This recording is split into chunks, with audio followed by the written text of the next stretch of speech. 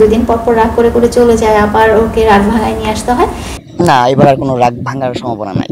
তুমি তাড়াতাড়ি চলে আসো, আসলে তোমাকে ছাড়া আমি একদমই ভালো নাই। না, আমার দিক থেকে আর আমার সম্ভাবনা নাই যে আমি ওর সাথে আর চলাফেরা করবো বা কিছু করবো, আমার ইচ্ছা নাই আর। সববারের মতোই এবারও আমাকে মাফ করে দাও এবং তাড়াতাড়ি তুমি বাসায় চলে আসো। কিছু কিছু ব্যবহারের কারণে আমি এখন চলে আসছি, ওর মতন আমি আমার মতন আমি চাই না ওর লাইফে ব্যাক যেতে। বাবু, আমি তোমাকে বলতে চাই যে আমার যত বড়ই ভুল থাকুক না কেন, যত বড়ই অপরাধ থাকুক না কেন, যত খারাপ জিনিসই আমার থাকুক না কেন, আমি তোমাকে অনেক ভালোবাসি। অ্যান্ড আমি চাই যে সববারের মতো তুমি এবার আমাকে মাফ করে দাও, এবারও মাফ করে দাও।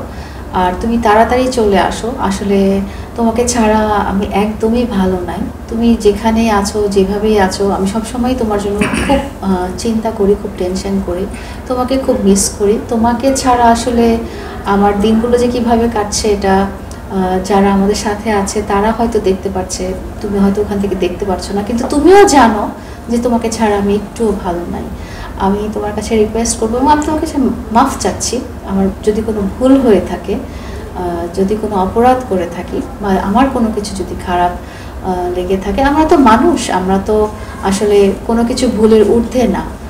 কোনো রকম সিচুয়েশনের কারণে হয়তো কোনো খারাপ ব্যবহার বা মিসবিহেভ আমি তোমার সাথে করে ফেলেছি, যেটার জন্য আমি মাফ চাচ্ছি। এবং আমি বলতে চাচ্ছি যে তুমি সববারের মতোই এবারও আমাকে মাফ করে দাও এবং তাড়াতাড়ি তুমি বাসায় চলে আসো, বিকজ তোমাকে ছাড়া বাসাটা তো আর বাসা না। তোমাকে ছাড়া আমার এভাবে আমি আসলে সার্ভাইভও করতে পারবো না।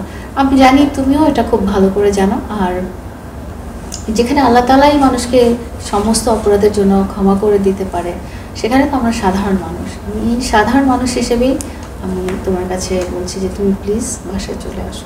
সোশ্যাল মিডিয়াতে আমরা আসলে যেটা দেখাই সেটাই তো আপনারা দেখেন, এবং এই সোশ্যাল মিডিয়াতে প্রেজেন্সের পিছনে আমাদের কিন্তু একটা রিয়েল লাইফ আছে। আমরা একটা মানুষ হিসেবে দিন যাপন করি, আমাদের সংসার চালাই, আমাদের বিভিন্ন রকম চালচলন আছে, বিভিন্ন অ্যাক্টিভিটিস আছে, পরিবারের প্রতি কর্তব্য আছে, সামাজিক দায়বদ্ধতা আছে, নিজের প্রফেশন আছে।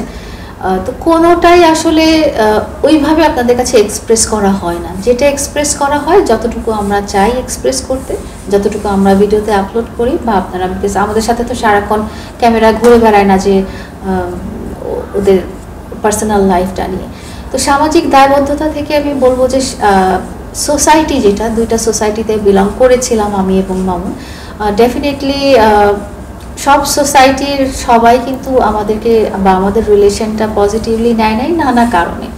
তো আমি আর মামুন স্ট্রংলি যেটা বিশ্বাস করি যে আমাদের যে রিলেশনটা, সেই রিলেশনটাতে আমরা যদি দুজনে ঠিক থাকি এবং দুজনে ডিটারমাইন থাকি যে আমরা এটা একটা ভালো স্টেজে কন্টিনিউ করব, তাহলে আমার মনে হয় এটা কোনো বাধাই না। অনেক অনেক প্যারেন্টস দেখবেন যে বলবে যে আমি প্রবাসী ছেলের কাছে বিয়ে দিব না, অথচ প্রবাসী ছেলের তো কোনো দোষ নাই সেখানে। হ্যাঁ, তো এটা, আর ওর সাথে আমার যদি বয়সের গ্যাপ আছে, এটা তো আপনারা সবাই জানেন, তারপরে যদি আন্ডারস্ট্যান্ডিং লেভেলটা ঠিক না থাকতো, তাহলে তো রিলেশনটা হইতো না আর এতদিন কন্টিনিউও করতো না। যেহেতু সব কিছু মিলাই আমরা দুইজনে ঠিক আছি, আমরা এটাই বিশ্বাস করি যে আমরা দুজন ঠিক থাকলে একটা না একটা সময় আমাদের ফ্যামিলি বা আমাদের সোসাইটি বা সোশ্যালিও সবাই জিনিসটা একসেপ্ট করে নেবে। আপনারা হয়তো দেখেছেন যে প্রথম আমরা কিন্তু আরো অনেক বেশি বুলিংয়ের শিকার হতাম সোশ্যাল মিডিয়াতে। এখন কিন্তু দেখবেন যে একটা স্টেজ কিন্তু সবসময় বলে যে তোমরা দুজন কিন্তু খুব পারফেক্ট ম্যাচ বা খুব পারফেক্ট জুটি তোমরা দুজনে।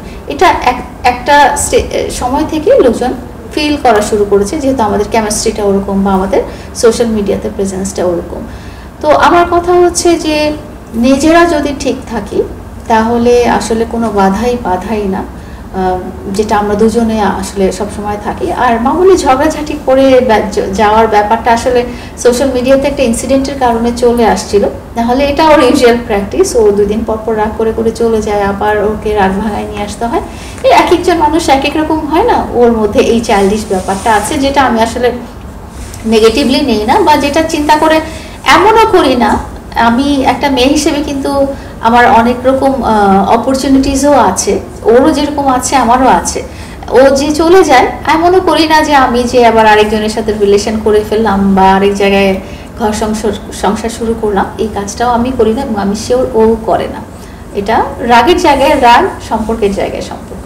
আমাদের ভালোবাসার রংটা অলওয়েজ খুব কালারফুল।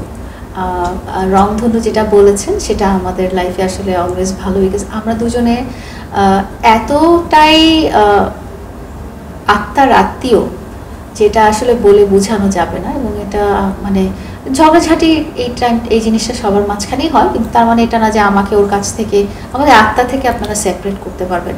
আমার ক্ষেত্রে তো অবশ্যই পারবেন না, আমি শিওর ওর ক্ষেত্রেও পারবেন না।